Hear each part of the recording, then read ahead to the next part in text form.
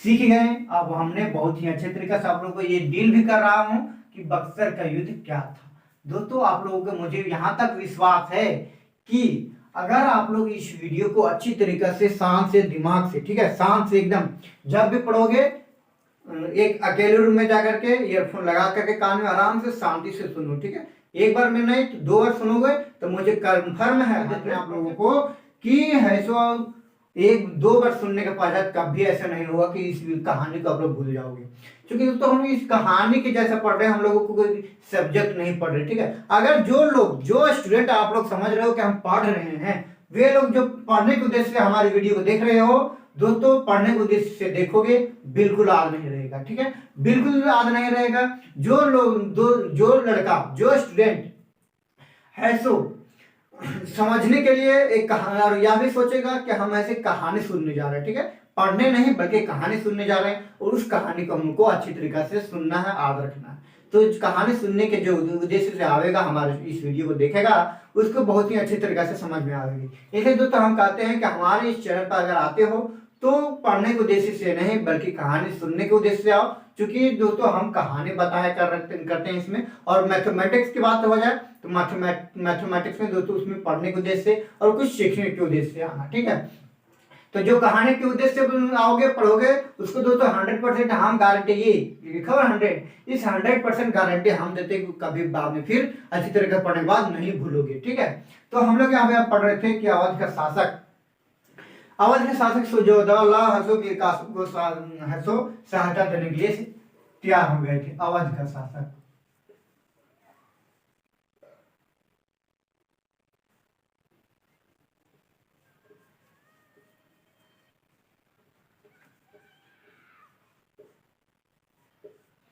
अब नेक्स्ट क्या होता है, एक यहाँ पे बंगाल से भी इधर से हो गया था। बंगाल से कौन? मीर कासिम खुद थे।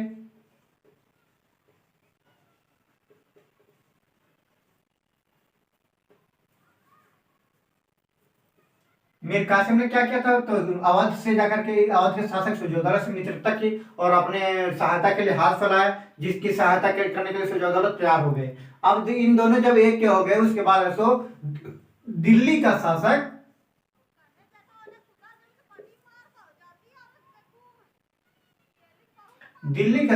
शाह आलम द्वितीय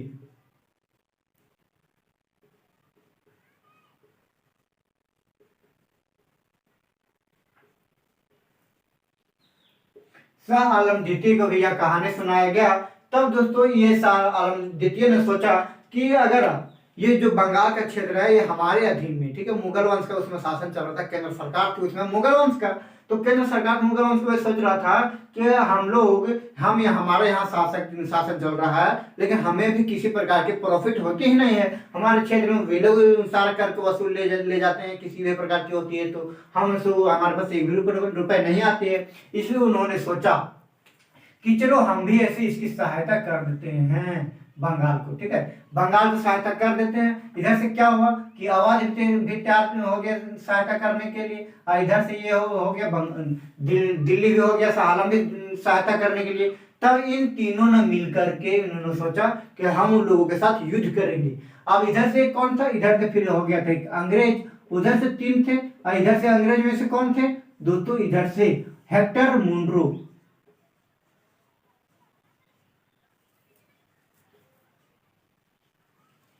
इधर से ऐसो कर्नल हेक्टर मुनरो ऐसो युद्ध के लिए तैयार हो गए, ठीक है। अंग्रेज की तरफ से ऐसो कर्नल हेक्टर मुनरो, और इधर से ये इन तीनों ने इसने एक युद्ध का निश्चय किया। और दोस्तों इन्होंने ऐसो बंगाल में, ठीक है, ये सॉरी बक्सर में, जो बक्सर बिहार के क्षेत्र में पड़ता है, बक्सर जिला, ठीक है, बिहार में पड़ता है, उस बक्सर जिले में ऐसो यह युद्ध करने की प्रावधान रच गए, ठीक है, बक्सर में युद्ध करने के प्रावधान रच गए। और यह युद्ध दोस्तों 22 अक्टूबर 1764 को हुआ, ठीक है, यह युद्ध 22 अक्टूबर 1764 को हुआ, जिसमें से दोस्तों कहा जाए यह युद्ध दोस्तों इसमें भी अगर किसी प्रकार की विश्वासघात नहीं होता दोस्तों, हो सकता था यहीं पे हमारा देश गुलाम नहीं हुआ होता। लेकिन दोस्तों यहाँ पर भी जिस प्रकार से है तो प्लासी के युद्ध में 6 लोग विश्वासघात किए थे, उसी प्रकार से दोस्तों यहाँ पर 3 लोग विश्वासघात किए थे। कितने लोग? तो 3 लोग यहाँ पे विश्वासघात किए थे 22 अक्टूबर 1764 को। यह युद्ध इतना घमासान युद्ध हुआ था कि जिसमें कारण था पलासी का युद्ध तो हुआ नहीं था, ठीक है, पलासी का युद्ध हुआ नहीं था, लेकिन दोस्तों यह युद्ध हुआ, लेकिन इतना ज्यादा भयानक युद्ध हुआ, इतना ज्यादा बड़ा युद्ध हो गया, जिसकी वजह से दोस्तों ये मीर कासिम है ना, मीर कासिम को वह युद्ध छोड़ करके भागना पड़ा। उतना बड़ा युद्ध हो गया, इतना ज्यादा भगदड़ मच गया उस युद्ध में। अब मीर कासिम यहाँ से भाग गया, जिसकी वजह से क्या हो गया, इसको वहां पे अंग्रेजों इसको बोल दिए भगोड़ा नवाब, ठीक है, इसको क्या बोल दिए अंग्रेज लोग मीर कासिम को भगोड़ा नवाब। दोस्तों यहाँ पे क्वेश्चन पूछता है, इसलिए हम बता रहे हैं कि अंग्रेज लोग इसको क्या बोल दिए भगोड़ा नवाब। और इसके ससुर मीर जाफर को क्या बोल दिए थे, इसके ससुर मीर जाफर को बोल दिया गया था रॉबर्ट क्लाइव का गीदड़। अब रॉबर्ट क्लाइव का गीदड़ क्यों कहा गया था दोस्तों, हमने बताया है कि क्यों कहा गया था, लेकिन एक बार फिर बता देता हूँ कि दोस्तों रॉबर्ट जो मीर जाफर है पूरा रॉबर्ट क्लाइव जिस प्रकार से कहता था, अंग्रेज लोग कहते तो उसी प्रकार से करता था। इसी वजह से दोस्तों उनका सारी शक्ति भी अंग्रेज लोग ही थे, उन लोगों के सैनिक के मुताबिक ही ऐसे कुछ भी कर सकता था, जैसे कुछ उसके अंदर ऐसो कहते कि नवाब की कोई योग्यता ही नहीं थी। इसी वजह से दोस्तों सारे काल ऐसे अंग्रेज की बदौलत करता था, इसलिए उसको मीर जाफर को रॉबर्ट क्लाइव का गीदड़ कहा जाता है, और मीर कासिम को भगोड़ा नवाब कहा जाता है। चूंकि इसी बक्सर युद्ध में 22 अक्टूबर 1764 के में जब हुआ था, तब युद्ध भूमि को छोड़कर वहां से भाग गया था। जब मीर जाफर यहाँ से भाग गया था, तब है सो यहाँ पर जो ये शाह आलम द्वितीय तथा सुजाउद्दौला है, ये दोनों भी अपने आप को क्या कर दिए, सरेंडर कर दिए।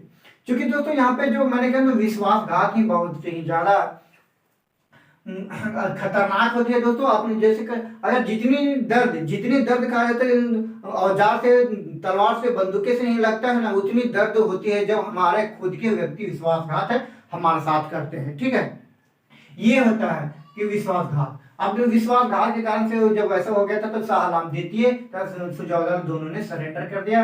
अंग्रेज अपने आप में क्या है सो हार मान लिए, और हार मानने के पश्चात उन लोगों ने कहा कि जाइए हमारे क्षेत्र में भी आपका कब्जा हो गया। अब हार मान गए, तब इन्होंने क्या हुआ, इन लोगों के बीच में फिर अंततः बाद में एक 12 अप्रैल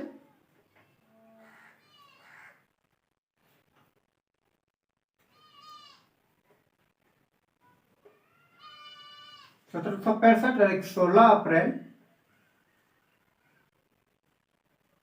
1765, ये दोनों में 2 संधि हुई है दोस्तों। हमने क्या बताया कि यहाँ पे जब युद्ध हार गए, कौन, भारतीय लोग हार गए, और ये इन्होंने इनकी जीत हो गई। यहाँ से मीर कासिम भाग गया, इसलिए उसको भगोड़ा नवाब कहा गया। उसके बाद भागने पश्चात दोस्तों मीर कासिम कभी आया ही नहीं, वह अज्ञातवास में रहा। जिस प्रकार से महाभारत में अर्जुन ये 5 पांडव है सो अज्ञातवास में बिताए थे 1 वर्ष, उसी प्रकार से दोस्तों यहाँ पे मीर कासिम है तो अब उस समय के बाद से अपना पूरा जीवन भर अज्ञातवास में रहा, और अज्ञातवास में उनकी ऐसे मृत्यु हो गई। अब कहाँ मृत्यु हुई नहीं हुई उनके कोई पता मीर कासिम के बारे में उसके बाद नहीं है भागने के बाद। अब जब ये समाप्त हो गया था 22 अक्टूबर 1764 को जब हार गए थे, तब दोस्तों अंग्रेज लोगों ने यहाँ पर जो 2 शासक थे सुजाउद्दौला तथा शाह आलम द्वितीय, इन दोनों के साथ है तो संधि की। अब संधि करने का अर्थ यहाँ पे समझ रहे हो कि अगर ये दोनों तो हार गए थे, चाहते तो अंग्रेज आवाज तथा दिल्ली पर पूरा केंद्र पर बैठ सकते थे, लेकिन दोस्तों ये लोग चाहते थे कि सिर्फ हम लोग सिर्फ बाहर से इनडायरेक्ट रूप से रहेंगे, और फिर डायरेक्ट हम लोग भारतीय जनता को दिखावेंगे कि हम नहीं लूट रहे हैं, बल्कि यहाँ का नवाब शासक लूट रहा है। इसकी वजह से दोस्तों इन्होंने क्या किया, इन लोगों से सिर्फ संधि किया, ठीक है। 12 अप्रैल 1765 को और 16 अप्रैल 1765 को। 12 अप्रैल 1765 को इलाहाबाद की प्रथम संधि हुई थी, और ये संधि हम लोग यहाँ पे पढ़ रहे हैं दोस्तों। हम लोग का बक्सर युद्ध समाप्त हो गया, अब इलाहाबाद की संधि।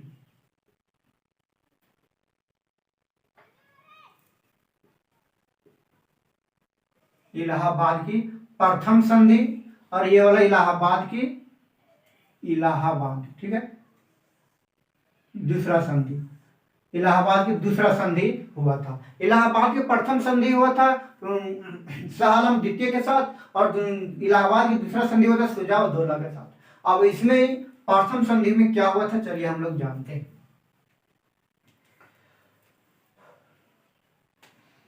इसी संधि में कहा गया था कि दोस्तों बंगाल, अंग्रेज लोग बोले थे कि पहला में बंगाल, बिहार तथा उड़ीसा यू, ठीक है, BBU, बंगाल बिहार उड़ीसा, इन तीनों क्षेत्रों का दीवानी हमें दे दीजिए, पहला संधि था, ठीक है। बंगाल बिहार तथा उड़ीसा इन तीनों का दीवानी किसको, हमें दे दीजिए, पहला था। दूसरा था हम आपको, अब यहाँ संधि हुई थी तो बोल दिया गया था कि यहाँ के बाद दीवानी अब हम वसूलेंगे।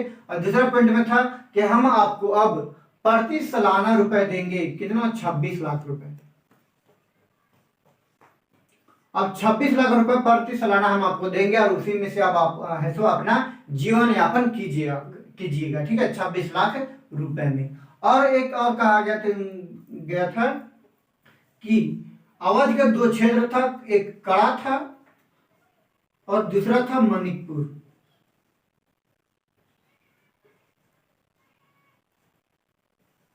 ठीक है। कड़ा तथा मणिपुर को वादा किया गया था अंग्रेज द्वारा, अंग्रेज किए थे कि इस दोनों क्षेत्रों को हम आपको दे देंगे। अब ये हम लोग यहाँ पे अब हल्का सा रहस्य को समझो, ठीक है। मैंने क्या कहा, बार बार हमने रिपीट कर रहा कि अंग्रेज बेटे लोग ना बहुत ही चालबाज थे, ठीक है, बहुत ही चालबाज थे। और कारण क्या था, मैंने अभी मैंने बताया कि वे लोग चाहते थे सिर्फ यहाँ पर हम लोग ऐसे किसी को सिर्फ मोहरा बना के रखेंगे कि यहाँ पर शासन उसका चल रहा है, लेकिन शासन किसका, हम लोगों का चलेगा। ये सिर्फ मोहरा बनाना चाह रहे थे। अब मोहरा में भी वही था, सिर्फ लालच दे रहे थे कि बेबी, पहले बात तो बंगाल बिहार उड़ीसा के दीवानी वे लोग ले लिए और उसके बदले में कितना 26 लाख रुपए प्रति वर्ष में दे रहे थे, ठीक है।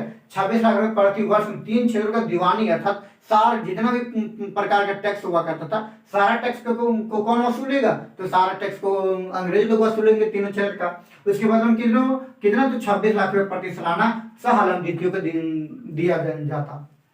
तीसरा में कहा गया था कि जो अवध का कड़ा क्षेत्र है और मणिपुर है, उन दोनों क्षेत्रों को अवध के शासक सुजाउद्दौला से छीन करके, ठीक है, छीन करके हम आपको दे देंगे।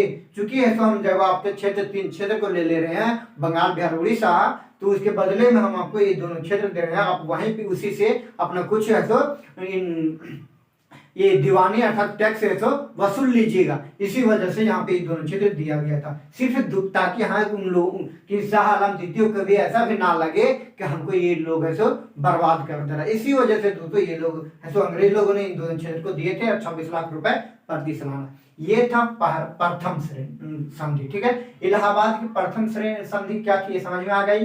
अब नेक्स्ट है 16 अप्रैल 1765 को इलाहाबाद की दूसरा संधि हुआ था सुजाउद्दौला के साथ। दूसरा संधि किसका, सुजाउद्दौला के साथ। इसमें अब क्या कहा गया था, इसमें तो ये लोग सोच लिए थे कि केंद्र सरकार से हमको कुछ काम है, इसी वजह से, चूंकि दोस्तों वहां पर केंद्र का शासन सरकार तो कौन है, शाह आलम द्वितीय, उसका शासन चला था मुगल वंश का। तो अगर इसके साथ अगर दूषित भावना नहीं बनाए रहते तो हो सकता तो उन लोग को बाद में प्रॉब्लम होती। इसी वजह से उनके साथ ज्यादा कुछ नहीं लिए, मात्र 3 क्षेत्र का ऐसे दीवानी ले लिए थे, ठीक है। लेकिन अब इन्होंने वे लोग सोच रहे थे सारा रकम हम किससे अब लेंगे, यहाँ पे सुजाउद्दौला से। 16 अप्रैल 1765 को जो संधि हुई थी इलाहाबाद की संधि। अब ऐसे इसमें पहला प्रावधान क्या किया गया था, सबसे पहला बात यह था कि वे लोग इस युद्ध में, ठीक है, बक्सर के युद्ध में जितने भी खर्च हुए थे, इन सारा खर्च का हर्जाना किससे लिया, अवध से सुजाउद्दौला से ले लिया, अर्थात 50 लाख रुपए उसमें ले लिया। बोला गया कि अगर तुम, उन्होंने इसलिए उनसे लिए 50 लाख रुपए, उन्होंने कहा कि तुमसे तो हमारा कोई रिश्ता वास्ता कुछ भी वैसा नहीं था, ना ही तुम्हारे साथ हम लोग कोई किस प्रकार की दुश्मनी थी, फिर भी तुम ऐसे बक्सर के युद्ध में भाग क्यों लिया।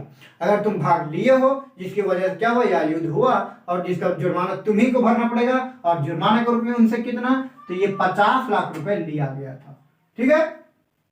अब दूसरा पॉइंट था कि जो अवध में एक किला था चुनर, ठीक है, इस किले को, वहां पर चुनर जो किला था, उस चुनर किला को अंग्रेज ने ले लिया। दूसरा पॉइंट क्या हुआ कि चुनर किला को तो अंग्रेज लोग ने ले लिया। अब तीसरा पॉइंट था, मैंने क्या कहा यहाँ पे तीसरा पॉइंट में क्या था, कड़ा और मणिकपुर, ठीक है, अवध का कड़ा और मणिकपुर को छीन करके किसको देना था शाह आलम द्वितीय को। तो ये कड़ा तथा शाह मणिकपुर को, कड़ा तथा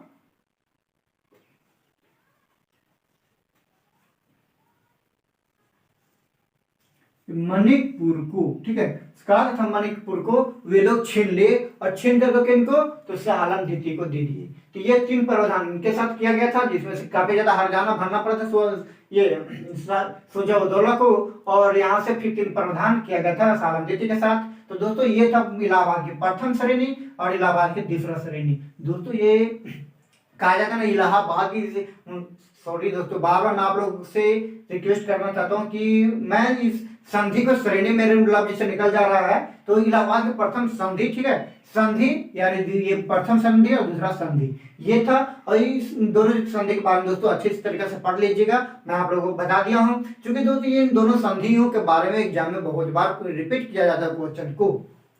यहाँ तक वो आ गई बात समझ में पूरा अच्छे तरीका से। चलिए अब हम लोग हल्का से जानते हैं कि अब एक और नियम प्रावधान किया गया था, द्वैध शासन प्रणाली, जो कौन लागू किए थे, तो रॉबर्ट क्लाइव लागू किए थे। अब हम लोग लेकिन अब यहाँ पे दिमाग में अब चल रहा होगा, अब दिमाग में क्या चल रहा है कि भाई यहाँ पे तो युद्ध कौन किया, हेक्टर मुंडो ने, लेकिन द्वैध शासन प्रणाली कौन लागू कर रहा है, तो रॉबर्ट क्लाइव। अब कहने का हल्का समय आप लोगों को हल्का, तो आप लोगों को है तो पीछे मेरे साथ चलिए। जब 1757 ईस्वी में, है ना, जब 1757 ईस्वी में युद्ध हुआ था, प्लासी का युद्ध, तब युद्ध करने के पश्चात रॉबर्ट क्लाइव 1760 में चला गया, ये लंदन चला गया था रॉबर्ट क्लाइव, ठीक है, कर्नल रॉबर्ट क्लाइव जो था 1760 में कहाँ चला गया था, उसको वैसे बुला लिया गया था लंदन, तो वहां लंदन चले गए थे। जब वैसे यहाँ पे फिर हेक्टर मुंडो ने बक्सर के जो जीत लिया, तब यहाँ पे संधि करने के लिए ऐसो हेक्टर मुंडो ने रॉबर्ट क्लाइव को बुलाए थे, ठीक है, हेक्टर मुंडो ने रॉबर्ट क्लाइव को बुलाए थे। तब ऐसो फिर से वापस कब आए थे भारत में, तो 1765 में आए थे। 1765 में ऐसे रॉबर्ट क्लाइव भारत वापस आए थे, और वापस आने के बाद ये दोनों संधि किए थे, और एक और प्रावधान लाए, उनके द्वारा लाया गया था द्वैध शासन प्रणाली। चलिए हम लोग जानते अब हैं कि द्वैध शासन प्रणाली क्या है।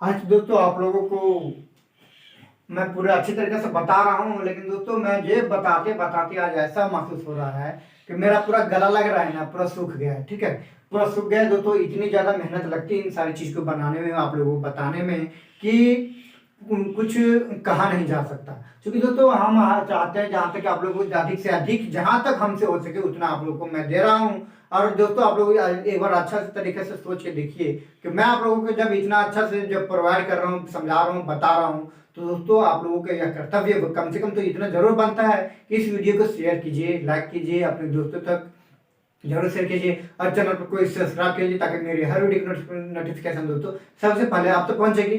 चलिए दोस्तों हम लोग ज्यादा नहीं कहना चाहूंगा, आप लोगों को ये इरादा पर है, आप लोग करो या ना करो, लेकिन दोस्तों मुझे जो कर्तव्य बनता है मैं जहाँ तक हो सके, हमको जहाँ तक हमसे हो पा रहा है वहां तक मैं आप लोगों को दे रहा हूँ। और अगर आप लोग चाहते हो और भी ज्यादा मिले, तो दोस्तों आप लोग हमको कमेंट के साथ बताइए, कमेंट कीजिए, बताइए कि क्या है, नहीं है, क्या प्रॉब्लम हो रही है, तो उस प्रॉब्लम को दोस्तों हम सुलझाएंगे, ठीक है। तो हम लोग अब यहाँ पे पढ़ रहे थे कि द्वैध शासन प्रणाली,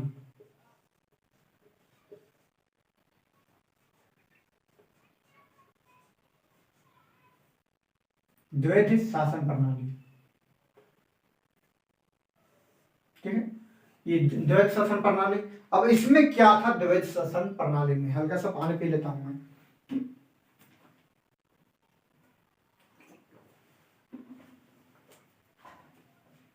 अब द्वैध शासन प्रणाली में क्या था, अब यहीं से हम लोगों को यहाँ पे स्पष्ट हो रहा है, यहाँ क्या द्वैध, द्वैध से पता चल रहा है दो, ठीक है, द्वैध से पता चल रहा है यहाँ पे क्या, द्वैध, जैसे कहते हैं द्वितीय मतलब दो, द्वैध मतलब यहाँ पे स्पष्ट हो रहा है दो, ठीक है, दो, यहाँ पे द्वैध से आप उसके बाद क्या शासन, मतलब दो ऐसे नियम लागू किए गए जिसके माध्यम से यहाँ पे बंगाल में शासन किया जा रहा था। वैसा तो द्वैत शासन प्रणाली में दो नियम लागू किया गया था। पहला था दीवानी,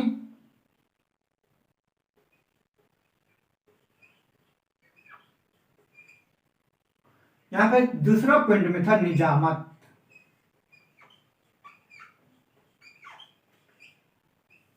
निजामत, ये दो शासन प्रणाली थी। अब निजाम दीवानी का मतलब क्या होता है, निजामत का मतलब क्या होता है, ये हम आप लोगों को बता देते हैं। ठीक है, अब ये सिर्फ इतना ही समझना है, बाकी बात बोर्ड पे लिखना है। अगर हम आप लोगों को हमारी इसी ध्वनि को सुनिएगा, मेरी इस वॉइस को सुनिएगा। ठीक है, मैंने क्या कहा, दीवानी। अब दीवानी कहने का अर्थ यह है कि जैसे कि बंगाल, बिहार तथा उड़ीसा का दीवानी अंग्रेज ले लिए थे। अब दीवानी करने का अर्थ है कि वहाँ उस क्षेत्र में से जितना भी कर वसूल होता, वे सारा कर वसूल किसके पास जाता, तो वह सारा कर वसूल है सो अंग्रेज ले लिया करते थे।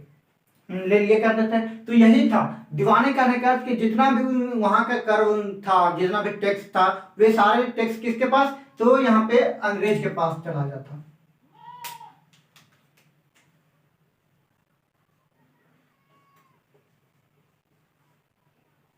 अंग्रेज के पास चला जाता। ठीक है, दीवानी, यहाँ पे दीवानी का कार्य कौन करते थे, अंग्रेज। और निजामत के यहाँ पे कार्य किया करते थे भारतीय नवाब, जो नवाब यहाँ पे बना रहता था। ठीक है, भारतीय नवाब लोग बना रहता था, यहाँ पे नवाब का काम था। अब यहाँ पे क्या हुआ था कि दीवानी का काम कौन, अंग्रेज क्या करते थे, और यहाँ ये नवाब का काम है सो निजाम है सो भारतीय लोग, ये निजामत का काम नवाब क्या करते थे। और दीवानी में क्या होता था, सारे टैक्स जितने भी कर वसूल होता था, सारे कर को कौन लिया करते थे, अंग्रेज ले लिया करते थे। अब किसी भी प्रकार से अगर किसी भी शासन, जैसे कि यहाँ पे हमारे क्षेत्र हजारबाग क्षेत्र है, इस हजारबाग क्षेत्र का शासक कौन है, माना कि समझ लो कि नजमुद्दौला है। ठीक है, मीर जाफर है। ठीक है, मीर जाफर है। अब उससे क्या हो रहा है कि वहाँ इस क्षेत्र का जितना भी कर वसूल हो रहा था, सारे तो अंग्रेज के पास चला जा रहा था। इसके पास क्या हो रहा था, एक भी रुपए नहीं आता था। अब ऐसा हम लोग तो जान रहे थे डायरेक्ट किसके पास, कि हम लोग तो जान रहे कि मीर जाफर हम लोग उससे टैक्स ले रहा है। ठीक है, यहाँ पे क्या आ रहा था कि सब लोग जान रहे कि मीर जाफर को हम टैक्स दे रहे हैं, लेकिन मीर जाफर टैक्स लेता था, भरवा वह लेता नहीं था, वह किसी से भरवाता था। और भरवाने के पास कहाँ डायरेक्ट चल जाता था, डायरेक्ट दीवानी चल जाता था अंग्रेज के पास। अब इसके पास ये भी, यहाँ पे नवाब के पास एक भी रुपए नहीं आता था, जिसकी वजह से क्या हुए, लोग सोच रहे थे कि हम नवाब को देते हैं, और किसी भी प्रकार के प्रॉब्लम होती थी तो सारे, अगर वहां के कहा जाए हजारबाग में अगर हमारे यहाँ पे अगर रोड खराब हो जाए, तो रोड बनवाने का कार्य किसको है, तो नवाब को यहाँ पे बोला जाएगा। अगर विद्यालय बनवाना है कौन देगा, तो नवाब बनवाएगा। अगर अस्पताल बनवाना है कौन देगा, नवाब देगा। अगर यहाँ की सैनिक व्यवस्था, अगर हम यहाँ पे सब सैनिक रखा गया है, तो सैनिक को खाना पीना, उनके सारे चीज को रहस्य, अगर पिस्तौल वगैरह कौन देगा, तो नवाब वहां पे प्रदान करेगा। तो ये चार चीज को क्या हो रहा था कि इनके पास टैक्स नहीं आ रहा था, जिसकी वजह से वहां पे सारे चीज लोग नवाब से नाखुश हो गए थे। अब नाखुश हो रहे थे वे लोग, तो दीवान अंग्रेज लोग तो पूरा मजे में सारे टैक्स वसूल के ले जा रहे थे अंग्रेज, और यहाँ पे नवाब के सिर्फ मोहरा बना दिया गया था कि अंग्रेज कौन ले रहा है टैक्स, तो नवाब ले रहा था। जैया अगर अंग्रेज के पास आते थे तो उसको ऐसे डायरेक्ट खंडन करके भगा दिया जाता था भारतीय जनताओं को, कि तुम नवाब के टैक्स देते हो, जाओ नवाब के पास जाओ, हमारे पास मत आओ। ठीक है, तो इस प्रकार से होता था। तो यहाँ पे क्या करता था कि अंग्रेज यहाँ पे नवाब को बहुत ही ज्यादा दिक्कत होने लगी थी। अब बोलेंगे कि एक भी रुपए नहीं, जब जैसे कि होता था यहाँ पर अंग्रेज के पास कितना 100 रुपए आ रहे हैं, तो 100 रुपए में से अगर इसकी नवाब का जो कार्य था, जितना कार्य करते थे, उसमें से इनको कितना, माने 40 रुपए इनको की जरूरत होती थी। तो यह 40 रुपए अंग्रेज, ये लोग हैं अंग्रेज इसको 40 रुपए ना देकर के मात्र 10 रुपए देते थे। तो एक चौथाई अगर दे देते हैं, तो सोच सकते हो भाई जितने की जरूरत है उसमें से एक चौथाई अगर तुम दोगे, तो क्या उतने सारे चीजों का कार्य पूर्ण रूप से हो पाएगा। तो अगर हमको 4 रोटी हम खाते हैं, 4 रोटी खाने से अगर हम खाते हैं, तो हमको एक ही रोटी अगर मिले तो कितना टाइम तक रह पाओगे, आप खुद सोच के समझ के देखो। ठीक है, कितने टाइम तक रह पाओगे। इसकी वजह से वहां के जो भी शासन प्रणाली थे पूरे धीरे धीरे बिगड़ते जा रहा था, और इसी प्रकार से क्या हुआ था, यह धीरे धीरे पूरा खोखला बन गया था। ठीक है, जब इसी प्रकार से जब चल रहा था दीवानी चल रहा ले रहे थे अंग्रेज, निजामत का काम संभाल रहे थे नवाब, इसी प्रकार से धीरे धीरे जबरदस्ती फिर चलाया जा रहा था, ठेल धकल के, जैसे कहते हैं कोढ़िया पे, अगर भूखा अगर कोढ़िया बेल रहता है, जो उसको ऐसे किस प्रकार के कितनों खाना उसको मिलता है लेकिन काम नहीं कर पाता है। लेकिन कुछ जानवर ऐसे होते हैं जो भूखे रहते हैं फिर भी चलते हैं, ठीक है। उसी प्रकार से दोस्तों यहाँ पर भूखे भूखे कितने दिन काम करेंगे। यहाँ पे हमारे भारत नवाब जी, वहाँ पे जो बंगाल उड़ीसा, बंगाल बिहार से उड़ीसा के जो भी जनता लोग थे भूखे तो ज्यादा दिन तक काम नहीं कर पाते थे। किसी प्रकार से धीरे धीरे वैसा नहीं भूखे भूखे काम कर रहे थे, धकेल धकेल के, जैसे कहते हैं ठेल ठेल के। तो इसी प्रकार से क्या हो रहा था, ठेल ठेल के काम कराया जा रहा था। अब ठेल ठेल से के काम कराते कराते क्या हुआ कि एक टाइम ऐसा हुआ कि यहाँ पे पूरा भूख हड़ताल हो गई। किसी के पास, किसी एक किसान के पास 1 रुपए भी नहीं बचा था। इतना वसूल लिया गया था कर के रूप में, 1 रुपए भी नहीं बचा। और 1 रुपए नहीं बचा तो उनके पास बीज अनाज कहाँ से आएगा। तो किस प्रकार से किसी चीज का मिलता ही नहीं था। वे लोग कृषि का काम नहीं कर पाते थे, जिससे क्या हुआ था बंगाल बिहार उड़ीसा में वहां पे यहाँ पे बहुत ही ज्यादा है सो अकाल पड़ गई। अकाल पड़ने के कारण से पूरा सारे लोग है सो भूख से मरने लगे थे। अब भूख से मरते मरते क्या हुआ था, तब है सो जब इतने साल लगातार क्या सो यह नियम लागू हुआ था। कब, 1765 में द्वैध शासन प्रणाली लाए थे रॉबर्ट क्लाइव ने। अब लगातार 1765 से पूरा लूट से जा रहा था। और अंतिम में जब देखा गया कि यह शासन प्रणाली के माध्यम से बंगाल बिहार उड़ीसा पूरा खोखला हो गया, सारे लोग यहाँ पर मर रहे हैं भूख के कारण। तब दोस्तों वहां पे लॉर्ड वेलेंजली जब गवर्नर बन के आए थे, कौन, लॉर्ड वेलेंजली, जब ऐसे गवर्नर बन के आए थे तब ऐसे 1772 ईस्वी में इस शासन प्रणाली को समाप्त कर दिया गया था। कब, द्वैध शासन प्रणाली को 1772 ईस्वी में समाप्त कर दिया गया था। 1772 ईस्वी तक पूरा इतना ज्यादा लूटा गया था कि पूरा बंगाल बिहार उड़ीसा खोखला गया। वहां पर से भूख मरी से सारे लोग भूख से मरने लगे थे। तो ये था दोस्तों द्वैध शासन प्रणाली।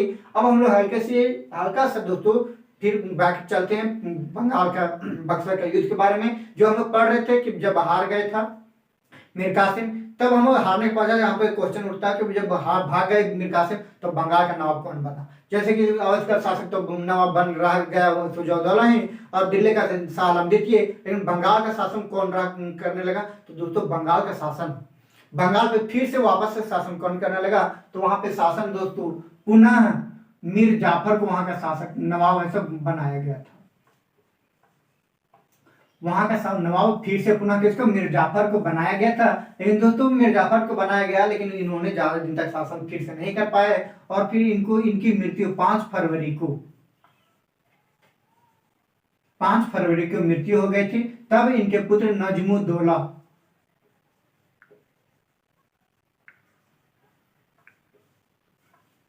नजमुद्दौला को वहां का नवाब बनाया गया था। किसको, मीर जाफर का पुत्र नजमुद्दौला को वहां का नवाब बनाया गया था। दोस्तों यहाँ पे क्वेश्चन पूछता है कि अंतिम क्वेश्चन में बहुत बार पूछता है कि बंगाल का अंतिम नवाब कौन था। तो दोस्तों अंतिम नवाब नजमुद्दौला, बहुत ही एनसीईआरटी में यही मिलता है। लेकिन दोस्तों कहा जाता है कि ये नहीं थे। इसके बाद दोस्तों एक और आए थे, और इसके बाद फिर एक और आए थे अंतिम। कहा जाता है कि ये नहीं बल्कि अंतिम वहां का बंगाल का नवाब मुबारक दौला थे।